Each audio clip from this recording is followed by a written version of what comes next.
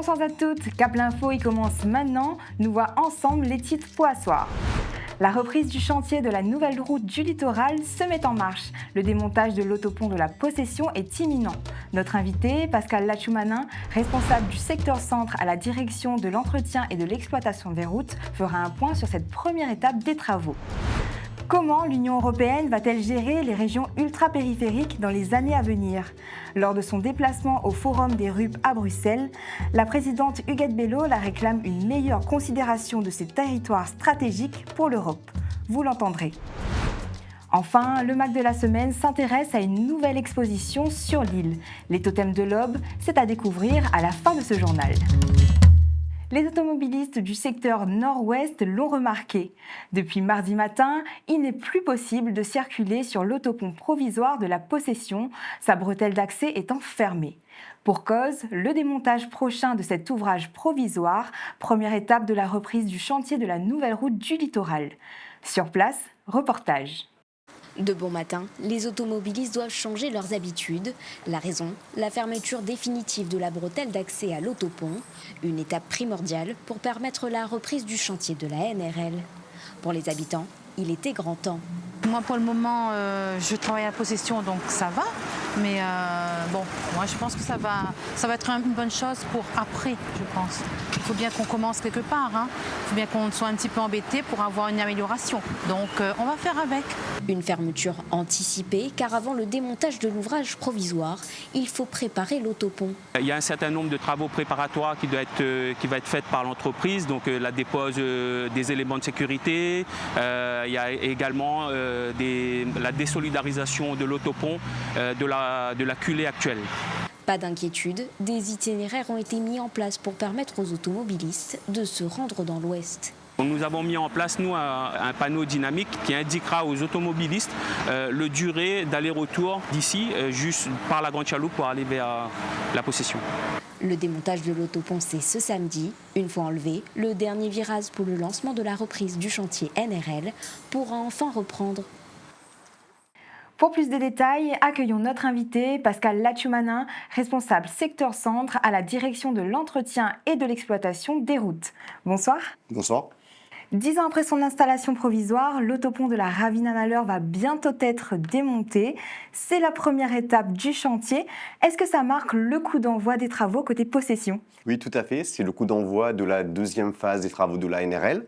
Donc nous avons commencé depuis mardi la fermeture de l'autopont pour faire des travaux préparatoires avant le démontage qui aura lieu ce week-end, donc dans la nuit de samedi jusqu'à dimanche. Ça veut dire que dimanche, on n'aura plus d'autopont visible ? Voilà, tout à fait. Dimanche, à la réouverture qui est prévue aux alentours de 14h, il n'y aura plus l'autopont, tout à fait. Ça a l'air d'être une opération de grande ampleur. Comment est-ce que vous allez procéder ? Nous allons fermer une petite portion de la route du littoral, sur environ 300 mètres linéaires au niveau de la Possession. Il y aura une petite déviation qui sera faite sur les voies communales. Et ensuite, donc, pendant 300 mètres, ce sera fermé. On va fermer samedi à 21h. Et c'est prévu la réouverture dimanche matin à partir de 14h. Donc, à ce que je comprends, il n'y a pas de fermeture totale de la route du littoral pendant le démontage. Voilà, il n'y aura pas de fermeture totale, il n'y aura pas de déviation par la route de la montagne.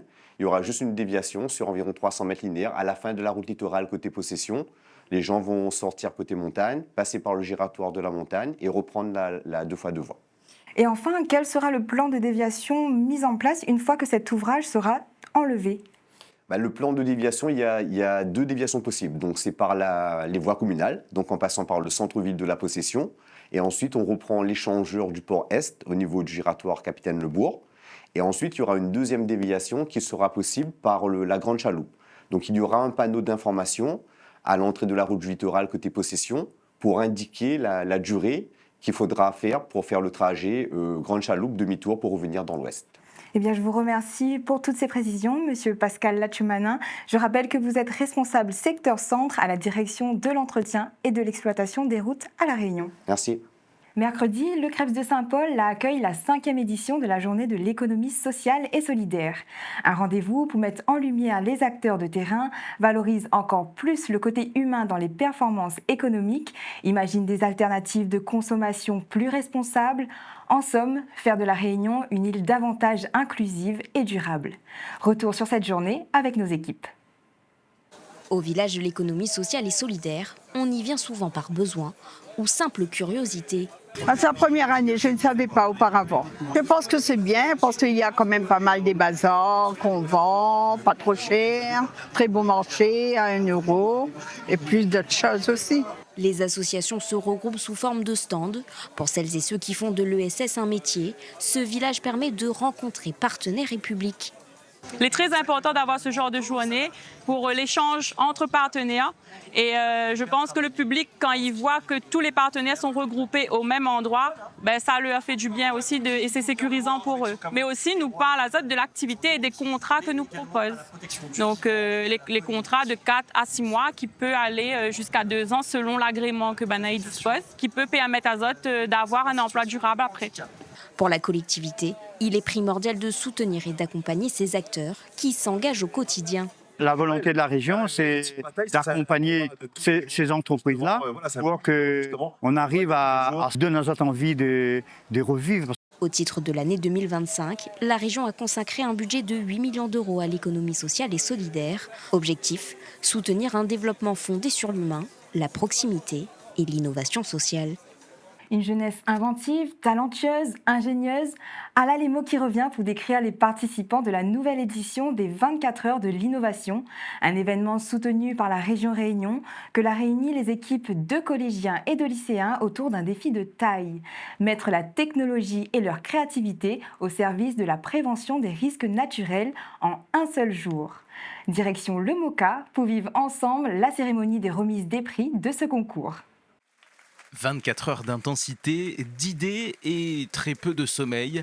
Au MOCA, près de 300 jeunes venus de 19 lycées et autant de collèges ont relevé le défi des 24 heures de l'innovation, un marathon créatif soutenu par la région Réunion pour stimuler l'ingéniosité des futurs talents de l'île. Je pense que j'ai dormi 1 heure, 1 heure et demie, mais c'était régénérant.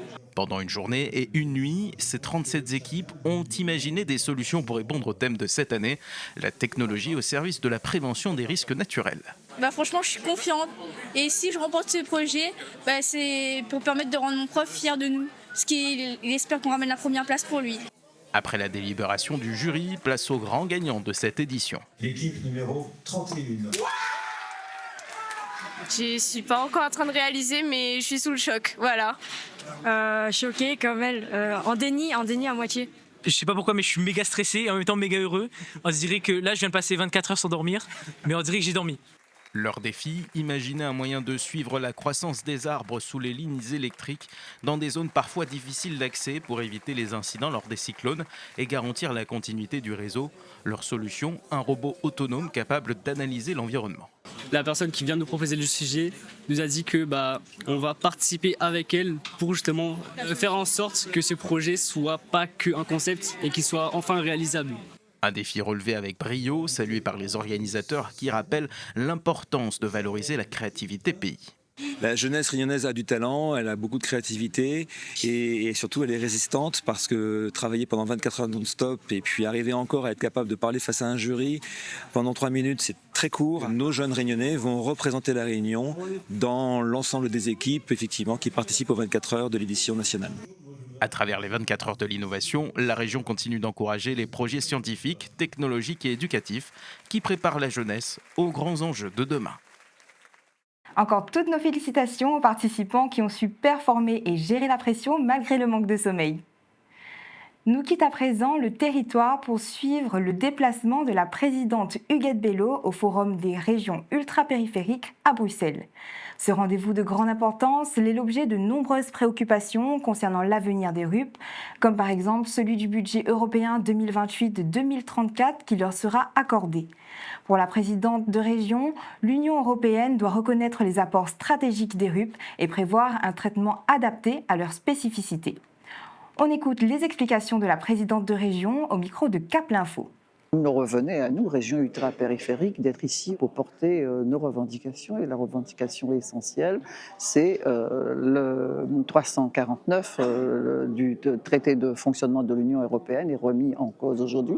Nous qui avons autorité de gestion sur ces crédits, on nous parle aujourd'hui de renationalisation de ces crédits dans le cadre financier pluriannuel dont on est en train de discuter. Nous remercions aujourd'hui donc Raphaël Fito qui est très à l'écoute et nous avons entendu également les ministres français, espagnols et portugais qui étaient présents nous rejoindre là-dedans. Mais jusqu'où? Nous espérons qu'ils ont eu l'oreille attentive au regard de l'importance des régions ultrapériphériques étant donné la position stratégique sur les 3 océans que nous occupons et nous avons besoin d'être considérés. Retour à La Réunion, où ces dernières semaines ont été rythmées par les festivités du Deepavali. À cette occasion, le Bharatanatyam était à l'honneur au CRR de Saint-Benoît, avec comme spectateurs privilégiés des scolaires venus en nombre. Retraçant l'histoire des engagés indiens, cette œuvre chorégraphique allie culture et mémoire, des engagements portés par la région auprès de la jeunesse réunionnaise. Cap l'Info vous emmène à ce spectacle rempli de couleurs.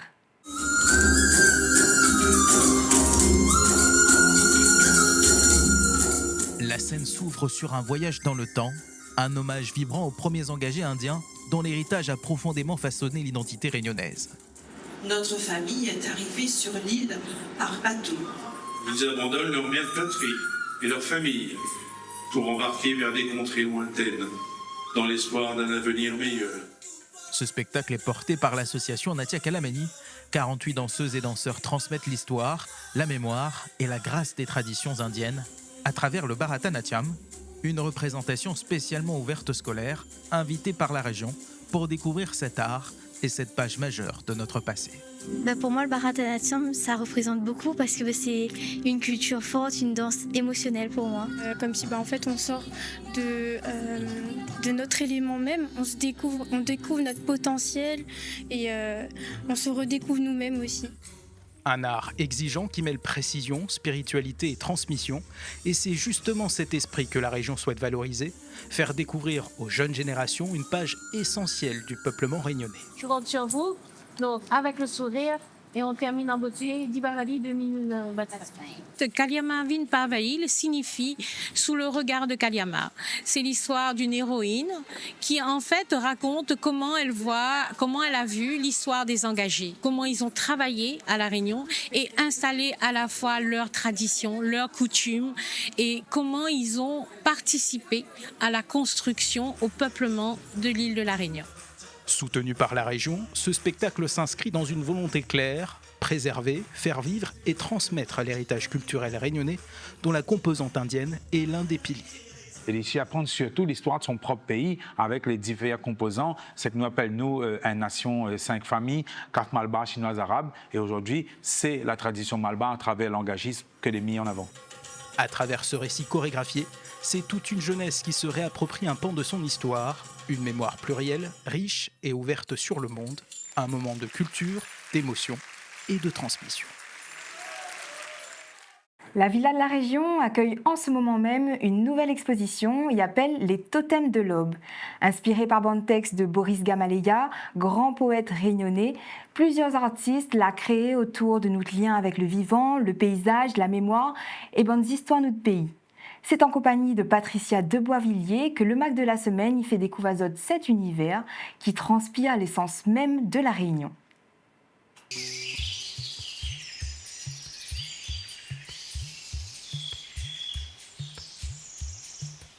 Les murmures de la Réunion s'invitent le temps d'une exposition à la Villa de la Région. Les Totems de l'Aube, c'est un projet au long cours en fait. Il fait quelques années que nous travaillons dessus, avec notamment Anne Fontaine dans le laboratoire Cueillir. Donc le principe premier de l'exposition, c'est quoi? C'est de dire, allons convoquer les murmures de l'île avant l'arrivée des hommes. Les rumeurs des ravines, les conspirations du vivant, les conciliabules, les ladilafés, mais les ladilafés de la forêt, de la montagne, du vivant. C'est considérer tout ça là comme étant le peuple avant l'arrivée des hommes. Dans chacune des pièces, un univers y est raconté. 6 artistes plasticiennes traduisent, retranscrivent l'âme de la Réunion grâce à leur art. Et le métronome n'est ni plus ni moins que Boris Gamaleya. Donc le titre est emprunté à Boris Gamaleya. Donc c'est extrait de Vali pour une reine morte, en fait. Donc c'est un extrait d'un des poèmes. Et Gamaleya, il parle beaucoup du corps de l'île. Et donc l'aube, c'est un peu l'aube de l'humanité, le Barzour en fin de compte. Les artistes entame un éco-récit où les paysages ne sont pas simplement des cartes postales, mais ont bien plus à dévoiler. On a la forêt de Tamarindéo. Ces paysages ou ces images parlent du lien que l'on a entre la Terre et l'univers. Pour nous, c'était intéressant et important de montrer ce lien-là. Je ramasse à chaque fois donc des objets du monde végétal, du monde animal, mais aussi des rebuts de notre société. Par ailleurs, je photographie au film instantané et là, pour moi, c'était important d'en montrer un parce que ça va m'accompagner, ça va accompagner ma réflexion photographique. Alors ce dessin animé-là, c'est une boucle, ça part d'une graine et en fait, c'est des métamorphoses successives qui racontent un peu l'histoire de la vie, de la mort et des cycles qui rythment nos existences. Et là, l'idée, c'était vraiment de parler des métamorphoses et du passage d'un état à un autre, comme on l'est tous en réalité à l'intérieur. Donc c'est l'interconnexion entre les vivants et le fait qu'on est tout le temps en mouvement. Ce rapport à l'ancrage, la terre le profond, Patricia de Bolivier y trouve ça après avoir dessotte la mer, après avoir fait son étude dans la France. C'est rien que quand l'y revient, l'y découvre que dans son pays, l'art, l'île est partout. Moi, je suis partie découvrir, mais j'ai besoin de manière, moi, j'ai besoin de chapper. Quoi qu'il arrive, il fallait m'échapper. Mais je connaissais que m'échapper, m'y renaît. Moi, j'ai vu le travail William Zitt, moi, j'ai vu le travail Gilbert Klein. Et là, c'était. En fin de compte, c'était comme si pendant toute ma vie, j'avais dit, moi, l'art, les Français, et ici, n'a point. Donc, moi, à partir de là-bas, et comment la vie n'avait ici, en fait, m'a fait tout mon travail dessus. Qui dit, moi, non, jamais, fais pas ça. C'est un souci de professionnel. Vaut mieux travailler, c'est des artistes, de notoriété internationale ou nationale. Mais nous, on avait une affaire pour dire vraiment, et m'y regrette pas. Le mourong, en fait, c'est une pratique comme elle est là depuis 2019-2020. Il traversait une période professionnelle un peu compliquée. Il y a un camarade qui a un petit bocal mourong sec. Il a dit, moi, boire ça ou avoir. Et là, dans cette idée de dire l'art, il répare là, peut-être moi, m'y mettre le mourong dans la salle, lui charge à lui de la puissance des œuvres, de l'énergie, lui devient un mourong arrangé. Et puis quand on sort là, on a un petit paquet de mourong, ou boire lui. Ou boire pas juste mourong, ou boire la puissance des œuvres d'Anne Fontaine, de Gwenaël, de Karine, et en fin de compte, ou consomme d'une certaine manière une puissance qui emmène à ailleurs et qui répare.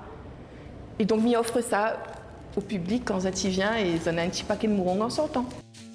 Et l'expo, il propose ça aussi, une espèce de voyage entre le global, l'infiniment grand, l'infiniment petit, le cosmos. C'est au thème de l'Aube à la Villa de la Région jusqu'au 7 décembre. Donc vous allez bienvenue, le barreau est ouvert. L'exposition, c'est les murs de l'île, la réparation et la poésie.